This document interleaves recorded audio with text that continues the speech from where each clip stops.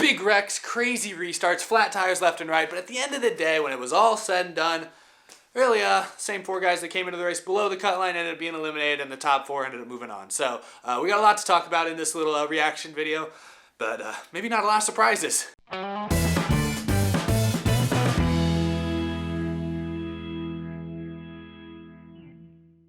How's it going, everybody? My name is Eric, and welcome to Out of the Groove. Gonna have to keep this episode relatively short. As you can see, I'm not in my usual space, so gonna have to kind of move things along pretty quickly here. We're gonna talk a little bit about the race, obviously talk mostly about the results, talk about the couple of major incidents that we saw here in today's race at Phoenix, and then we're going to talk about the 4 drivers moving on and the 4 drivers eliminated. So it's a lot to talk about in a short amount of time. Let's jump right in. Let's dive right in if we can. Coming into this weekend's race at ISM Raceway, I think most people had Kevin Harvick circled as the favorite. He's won here 9 times before, and that team was fast in practice, fast in qualifying, qualified on the pole as a matter of fact. Coming into this race Sunday, felt like he was the obvious pick. Even after that penalty last week, which we talked all about last week, he was on the bubble, which means that his team was going to have to be clutch, going to have to perform, I feel like we thought that things were still going to go their way. Early on, though, at the end of stage 1, things did not go his way when a flat tire suddenly struck him while he was leading the race. With 2 laps to go in stage 1, he ended up having to pit, fell a lap down, and looked for a moment at least like his whole race, his whole playoff hopes were going up in smoke. However, most of this race would be plagued by a lot of cautions, a lot of wrecks, a lot of tire issues specifically. So Kevin Harvick pretty quickly was able to get a yellow early in stage 2, and Joey Logano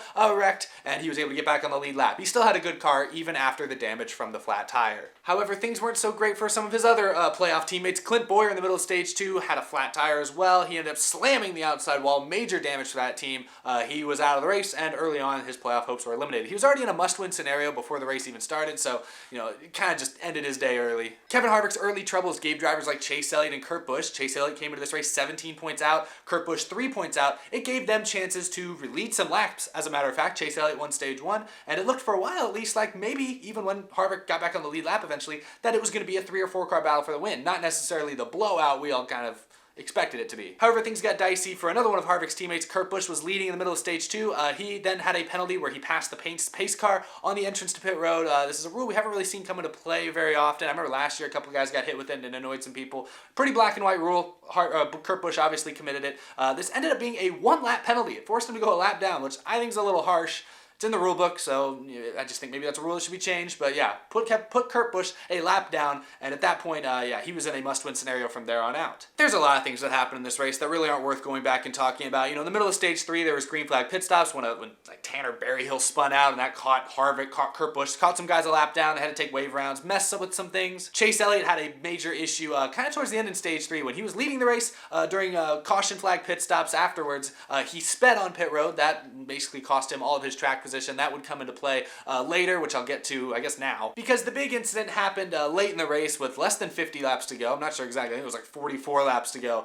There was a wreck for Ricky Stenhouse Jr. that bunched the field back up, and it allowed for a lot of differing pit strategies to suddenly take shape. Kurt Busch, who was still trying to get back track position from earlier in the race, stayed out and ended up restarting 2nd behind Erik Jones. Kevin Harvick and Chase Elliott would restart 6th and 7th. They both pit and only took 2 tires. And then the first guy on 4 was Kyle Busch in 9th. So you had a lot of playoff drivers, especially Kurt Busch, Kevin Harvick, and Chase Elliott, basically all duking it out for that final spot on differing pit strategies on this late race restart. And that's when things got ridiculous. Denny Hamlin also stayed out during this set of pit stops, and going into turns 1 and 2, there's a little bit of a jam up. Jones got loose. Denny Hamlin tried to dive to the inside to take the lead. He drew up next to Kurt Busch coming off of turn 2 and basically ran Kurt Busch into the outside wall. On the replay, it was clear that Denny Hamlin got really loose. He probably overdrove it a little bit. It was a very aggressive move from Hamlin. He ended up dooring Kurt Busch into the outside wall. Kurt Busch drove right through him. They both spun out and then spun into Chase Elliott and Alex Bowman. And that's when things got ridiculous. Martin Truex Jr. did an amazing job slamming on the brakes to not get caught up in this wreck as well. But as a result, Kevin Harvick snuck through, and you had his 2 top challengers, Chase Elliott and Kurt Busch,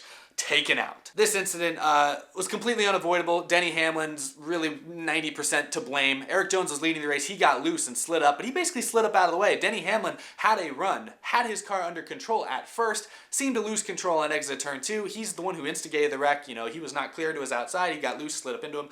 It might have been the car. Obviously, you can't completely fault the driver, but at the end of the day, it's a very aggressive move for a guy to be making when you're not in the playoffs and you're racing around guys who are battling for their championship lives. I feel like Denny Hamlin got treated kind of badly after the Martinsville incident last year where, obviously he dumped Chase Elliott. It was an accident, and it was a really bad accident, but I feel like, boo him for a few weeks, but I feel like people should let that go by now. Unfortunately, this incident here at Phoenix is just kind of Denny Hamlin's MO. He's a good driver. He's never won a championship. He's won a good amount of races. He's been the worst car, or the second worst car at JGR this year, but he's won a lot of races. He's a good driver. He's kept good sponsorship. He's had a good relationship with his fans. He's a good driver, but sometimes he just wrecks people. You can look him up. He just wrecks people sometimes. Usually an accident, but he just does. Momentary lapses like that just make it hard to defend Denny Hamlin. So I'll be honest, I regret ever defending Denny Hamlin. I never really have that much. When he wrecked Chase Elliott last year, I called him out, which obviously, you can't just wreck a guy like that and get away with it. But at this point, when I go to another race, I expect a lot of boos when Hamlin's name is called at driver intros. I kind of expect it, and I'm not going to say I support it, but he deserves it.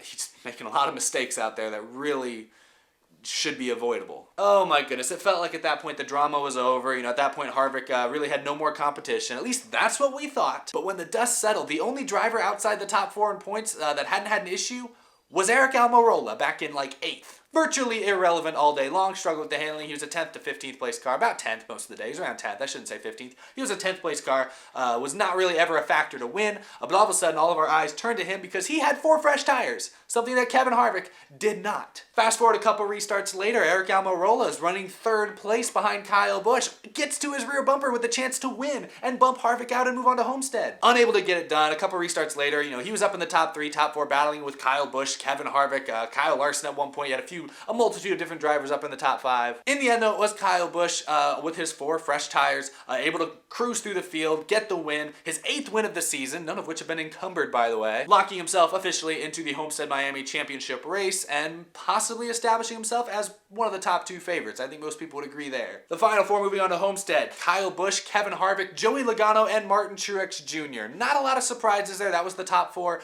coming into this race at ISM, and at the end of the day, after all that shakeup, all that craziness with Elliott, with Kurt Busch, with Boyer and others, stayed the same. I'll do an episode later this week where I'll give you a full in-depth preview of the championship race, look at stats and everything, but on the surface, looking at it right now, Joey Logano is a very interesting driver because he's, kind of come on late in these playoffs, come on strong now, but then you look at Kyle Busch and Kevin Harvick. They've been the dominant ones all year long, but Kevin Harvick's not going to have his main crew chief. We saw how he looked vulnerable this weekend at ISM, which is something we've never really seen before, so maybe Harvick isn't, maybe this penalty from Texas is going to wear on that team a little bit. And then, of course, there's Martin Truex Jr., the defending champion, who arguably has the biggest chip on his shoulder. His team's closing down at the end of this year. Obviously, he wants to get it done for Barney Visser and the rest of that Furniture Racing team. So there's going to be a lot of emotions there. This championship race is going to be wild. You got Joey Logano with bad blood with Martin Truex. You got the good story, the feel good, homecoming, going out strong story with Martin Truex Jr. And then you got 2 of the veterans who've kind of had their issues sometimes, Kyle Busch and Kevin Harvick, top of the sport, both very polarizing in the NASCAR community. I'm excited to see what Homestead brings. I think this week is going to be great. This race at Phoenix, ISM, whatever you want to call it, seems like a total success. I love how much I've been saying that lately. Feels like these playoffs, every other week I'm talking about how it was a huge success for the sport, whether it be the Roval, which sold a lot of tickets, had a lot of fans there, went up in ratings this year, and then had an amazing finish, whether it's Martinsville with one of the finishes for the ages and the drama and the controversy after that, and now we come to ISM, which sold out. It's a sellout for the new configuration. Great reviews across the board from what I've heard from people at the race this weekend, and we get a great race at the end of the day, an exciting race with a lot of variables going left and right. This has been a great playoffs for NASCAR. I can do an episode. We can talk about whether the format's fair, whether the format's right. But I think all of us can agree that this playoffs, these 10 races, we've done 9 so far, have been much more positive than negative. We had Texas last week, arguably the most boring race in the last 3 years. And we're still looking at these playoffs as a net positive. That should show you how good some of these other races have been. Anyway, y'all, that's all I have for this video. Just a brief reaction. I know kind of short on substance, but I'll have more episodes. I'll have a couple episodes up this week where I talk about the championship for review, maybe a little more of this race, especially if there's some more drama. I'm a little surprised Kurt Busch kept a pretty good level head after the race, after getting wrecked by Hamlin. I was impressed with him then. I'll give him credit for that. I expected more fireworks, if you could say. But I'll be talking more about this race if more news comes out, and I'll analyze it a little bit further, and I'll talk about Homestead. So look forward to those videos in the next few days. But anyway, y'all, thanks for watching. You can follow me on Instagram, Twitter. All those links are down below. Or you can sponsor the show like Michael Harrison, Cameron James, and Tice Moore, and the rest of our amazing Patreon supporters. Thank you guys so much for the support. For just $5 a month, you too can have your name featured on every episode and access to Afterthoughts, a mini podcast series that is exclusive to Patreon support. So thank you all. I'll be back in a couple days with another video. Thank you all so much for the support. I'll see you guys again really soon. Another crazy race. Good time to be a race fan. It's been wild. Oh, and another shout out. Matt Kenseth finished 7th. Finally got himself a top 10 this year. Only running a limited schedule. I wasn't sure if he was going to get a top 10 this year. He's been close a few times. 7th place. Avoided most of the trouble. I'll take it. So I'm in a good mood right now. If you can't tell, I'm gonna go eat some cake or something, and then I'm gonna just celebrate the rest of the night. I don't know. I'm just gonna have a good time. But thanks everyone for watching. See you in just a couple days. Bye bye.